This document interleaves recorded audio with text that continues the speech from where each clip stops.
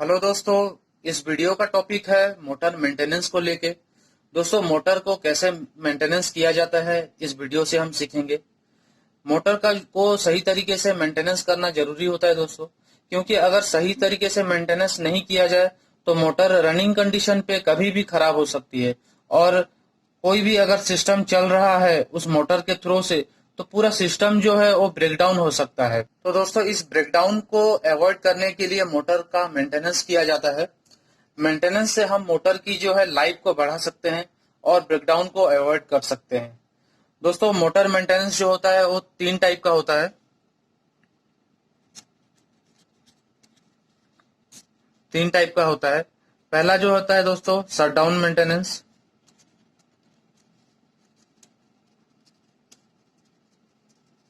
और दूसरा जो होता है दोस्तों ब्रेकडाउन मेंटेनेंस, और तीसरा जो होता है दोस्तों वो प्रिवेंटिव मेंटेनेंस। दोस्तों, इस वीडियो पे हम पूरा डिटेल्स पे समझेंगे कि ये तीनों मेंटेनेंस किस टाइप का किया जाता है। दोस्तों, पहले हम बात करेंगे शटडाउन मेंटेनेंस के बारे में। दोस्तों, ये जो इस वीडियो के देख के आप कोई भी जो है इंटरव्यू अटेंड कर सकते हैं। इंटरव्यू में कॉमन क्वेश्चन रहता है कि मोटर मेंटेनेंस के बारे में। अगर आप कोई भी मेंटेनेंस फील्ड से मेंटेनेंस एक्सपीरियंस लेके अगर कहीं पे भी इंटरव्यू देने जाते हैं तो आप इस वीडियो से पूरा उसका जो है आंसर पूरा पा सकते हैं, और इसे देख के आप इजी तरीके से इंटरव्यू फेस कर सकते हैं। तो दोस्तों, शटडाउन मेंटेनेंस जो होता है, ये जो होता है दोस्तों, ये हाफ ईयरली में या फिर ईयरली में एक बार होता है। दोस्तों, क्या होता है इस पे, ये जो होता है दोस्तों हाफ ईयरली या ईयरली में एक बार किया जाता है। इसको सिस्टम को पूरा मतलब शटडाउन लेके इसको पूरा बंद करके सिस्टम को इसको चेक किया जाता है।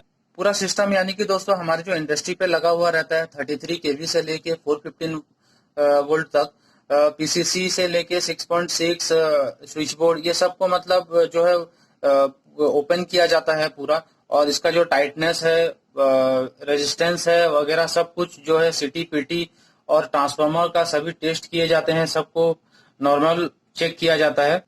दोस्तों, उसके बाद आता है जो है ब्रेकडाउन मेंटेनेंस है। ब्रेकडाउन मेंटेनेंस क्या होता है दोस्तों? दोस्तों, अगर कभी भी हमारा अगर कोई सिस्टम चल रहा है, मोटर चल रहा है और उसके थ्रू कोई भी मतलब मैकेनिकल सिस्टम चल रहा हो, तो क्या होता है, अगर बीच में अगर ये बंद हो जाए या फिर अगर मोटर का कुछ भी प्रॉब्लम की वजह से अगर खराब हो जाए, तो उस वक्त क्या होता है दोस्तों, हम उस मोटर के जगह तुरंत जो है दूसरी मोटर रिप्लेस करते हैं, या फिर अगर कोई अगर माइनर प्रॉब्लम अगर होता है तो उसको रेक्टिफाई करके उसको दोबारा से चालू करते हैं। तो उसी को दोस्तों ये ब्रेकडाउन मेंटेनेंस कहा जाता है। दोस्तों, ब्रेकडाउन मेंटेनेंस को मतलब तुरंत जो है इसको रेक्टिफाई करना रहता है, क्योंकि पूरा सिस्टम जो है चलता है इसके थ्रू से, और तो कभी भी मतलब प्रोडक्शन लॉस ना हो, इसी के लिए ब्रेकडाउन मेंटेनेंस जो होता है उसको बहुत फास्ट तरीके से किया जाता है। उसके बाद दोस्तों प्रिवेंटिव मेंटेनेंस आता है। प्रिवेंटिव मेंटेनेंस जो होता है दोस्तों, इसको हम पूरे अच्छी तरीके से डिटेल्स पे समझेंगे, क्योंकि ये जो है ये रेगुलर बेसिस पे किया जाता है इसको। तो दोस्तों, ये जो प्रिवेंटिव मेंटेनेंस जो है ये वीकली पे एक बार या फिर मंथ में एक बार किया जाता है। दोस्तों, हमारे जो सिस्टम लगे हुए रहते हैं उसको मतलब एक रेगुलर बेसिस पे किया जाता है, और इसका जो है दोस्तों इसको जो है चेक किया जाता है। इसमें डिटेल्स में हम समझते हैं क्या क्या चेक किया जाता है इसमें।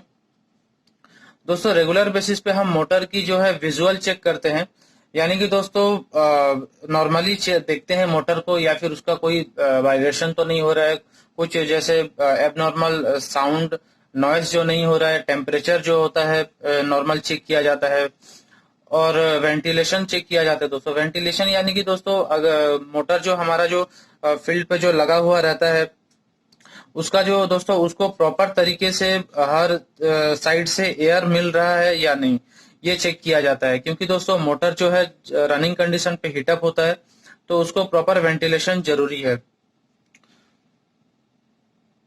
इसका जो है दोस्तों प्रिवेंटिव मेंटेनेंस का हम चेकलिस्ट चेक करेंगे। पूरा जो चेकलिस्ट क्या क्या होता है उस पर हमें क्या क्या चेक करना रहता है। दोस्तों, ये जो प्रिवेंटिव मेंटेनेंस भी ये जो होता है ये दो दो टाइप का होता है। मोटर को जो हम रेगुलर बेसिस पे जो चेक करते हैं वीकली और मंथली पे, और एक जो चेक होता है दोस्तों 6 मंथ पे। और इसको जो दोस्तों होता है जो वीकली पे जो चेक किया जाता है, फर्स्ट जो चेक किया जाता है दोस्तों इसका जो है लूज कनेक्शन। लूज कनेक्शन यानी कि दोस्तों इसका जो टर्मिनल है उसको चेक किया जाता है अच्छी तरीके से, कोई लूज ना हो, क्योंकि दोस्तों लूज कनेक्शन अगर होगा तो वो हीटअप होगा, हीटअप होके दोस्तों इसका जो मोटर का जो करंट है वो ज्यादा लेने लगेगा। और उसके बाद दोस्तों इसका जो चेक किया जाता है ग्रीसिंग।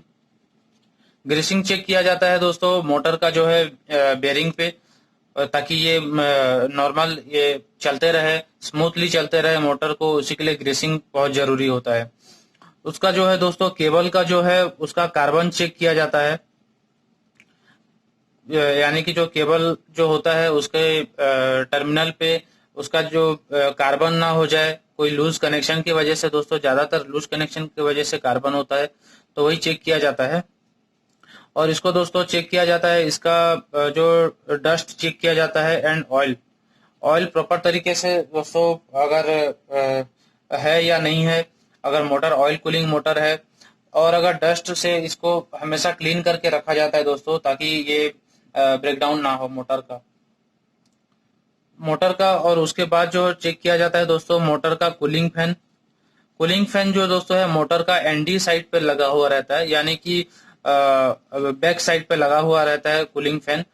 मोटर का जो है एक टाइप का ब्लोअर होता है, उसको मोटर को कूल करता है दोस्तों। इसको फैन चलते रहता है पीछे तरफ से, जो कि उसका एयर के वजह से मोटर जो है कूल रहता है। और उसका जो है मोटर का टेम्परेचर चेक किया जाता है दोस्तों पायरोमीटर से।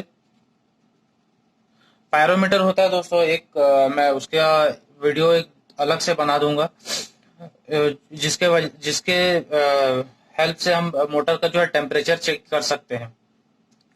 और उसके बाद होता है दोस्तों उसका जो है रनिंग करंट चेक किया जाता है। रनिंग करंट से दोस्तों हमें बहुत कुछ पता चल जाता है मोटर का कंडीशन कैसा है। मोटर का रनिंग करंट जो लेता है, मान लीजिए मोटर का कोई भी मोटर का रनिंग करंट ले रहा है रेगुलर बेसिस पे 6 एम्पियर, और दोस्तों कभी भी अगर उसका अगर रनिंग करंट बढ़ता है तो इससे ये पता चलता है कि मोटर कहीं जाम हो सकता है, या फिर मोटर कहीं कुछ लूज हो सकता है, कुछ उसका जो टर्मिनल वगैरह है ये सब लूज हो सकता है, या फिर मोटर बेरिंग का प्रॉब्लम हो सकता है, कुछ मोटर ज्यादा लोड ले सकता है। अगर ये सब अगर हो तो दोस्तों करंट जो है ये ज्यादा लेगा उस कंडीशन पे, तो हमें रनिंग करंट जो है वो चेक करना जरूरी है। और दोस्तों 6 मंथ पे जो है दोस्तों 6 मंथ पे इसका जो है मेगर इंसुलेशन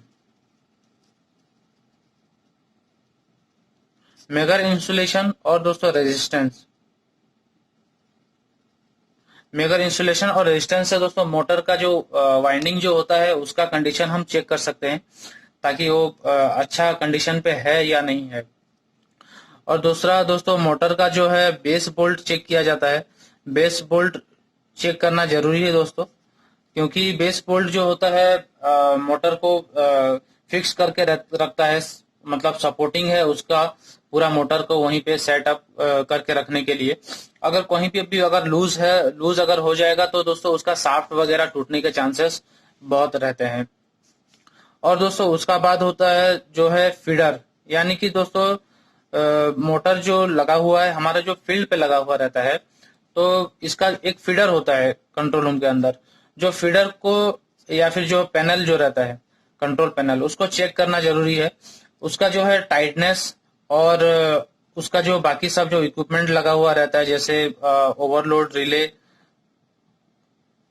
और उसके बाद जो है कॉन्टेक्टर लगा हुआ रहता है उस पे, एमपीसीबी या फिर एमसीसीबी जो है जो भी लगा हुआ रहता है उसको प्रॉपर तरीके से चेक और टाइटनेस करना जरूरी होता है। और दोस्तों मोटर का जो है बियरिंग चेक करना जरूरी है। बियरिंग जो होता है दोस्तों ये जो आजकल जो काफी सारे बेरिंग्स आते हैं जो कि लॉन्ग लास्टिंग के लिए, मतलब जीरो मेंटेनेंस बेरिंग सब आते हैं, लेकिन मोटर का जो बेरिंग भी चेक करना और उसको लुब्रिकेशन करना जरूरी है, क्योंकि मोटर का अगर बेरिंग अगर डैमेज होगा या फिर उसका लुब्रिकेशन सही तरीके से नहीं होगा तो मोटर बेरिंग जाम होकर मोटर जलने का चांसेस बहुत ज्यादा रहते हैं। और दोस्तों मैं आपको बता दूं, इसमें मोटर जो हमारा जो होता है, ये नॉर्मली जो किस कंडीशन पे ज्यादा डैमेज होता है, यानी कि ज्यादा मतलब जलने के चांसेस होते हैं, उसका जो फर्स्ट प्रॉब्लम होता है दोस्तों, उसका जो है बियरिंग होता है। बियरिंग के प्रॉब्लम से ज्यादातर चांसेस रहते हैं इसके मोटर के डैमेज होने का, जलने का, उसका कॉइल वाइंडिंग जो है जलने का चांसेस ज्यादा रहते हैं। दूसरा जो है दोस्तों ओवरलोड,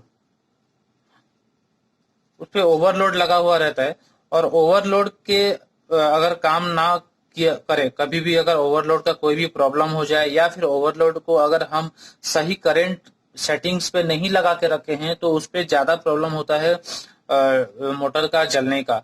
और ओवरलोड अगर सही तरीके से लगाया हुआ है दोस्तों, तो ओवरलोड कंडीशन पे ट्रिप हो जाएगा और हमारा मोटर जो है वो सेव हो सकता है। और दोस्तों इसके बाद जो होता है, सिंगल फेजिंग के ज्यादा चांसेस रहते हैं। सिंगल फेजिंग पे मोटर जो है जलने के चांसेस रहते हैं इस पे। तो दोस्तों मोटर को ब्रेकडाउन से बचाने के लिए हमें ये जो चेकलिस्ट है इसका अच्छी तरीके से फॉलो करना होगा। और दोस्तों इसी तरीके से अगर आप फॉलो करेंगे तो दोस्तों मोटर का जो ब्रेकडाउन जो है उसको कम कर पाएंगे।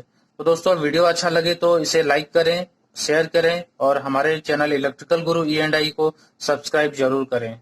धन्यवाद।